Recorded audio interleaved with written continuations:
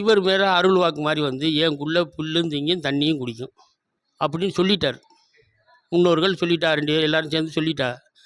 சொன்ன உடனே சரி இன்ன கிழமை நாங்கள் வர்றோம், அது தின்னுச்சுன்னா ரைட்டு, புல்லு தண்ணியும் சாப்பிட்டுச்சுன்னா பிரச்சனை இல்லை, சாப்பிட்லைன்னா நீங்கள் எல்லா பூசாரியும் ஆசாரியும் எல்லாம் நாங்கள் முடிச்சு விட்ருவோம், வேலையை முடிச்சு விட்ருவோம், சரி கொண்டு விடுவோம்ட்டாங்க. சரின்ட்டு வந்துட்டார்.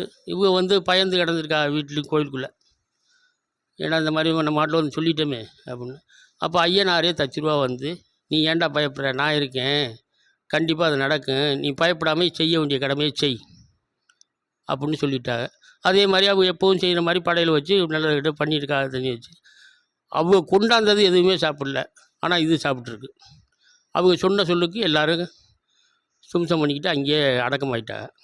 அடக்கமாகி இன்றைக்கி அந்த சேங்கையில் வந்து தண்ணிகள் ரொம்பினாக்க அந்த ரத்த வடை இன்றைக்கி உண்டு நடைமுறைக்கு.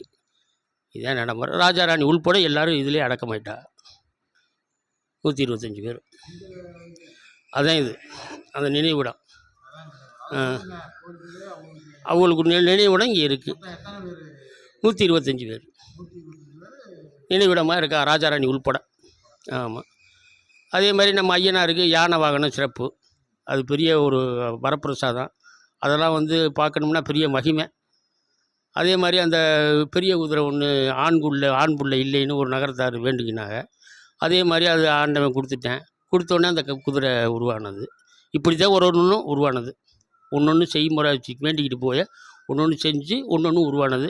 இன்னும் உருவாகிக்கிட்டு இருக்குது, நல்லா இருக்குது, வர்றவளை நல்லா வச்சுருக்கு.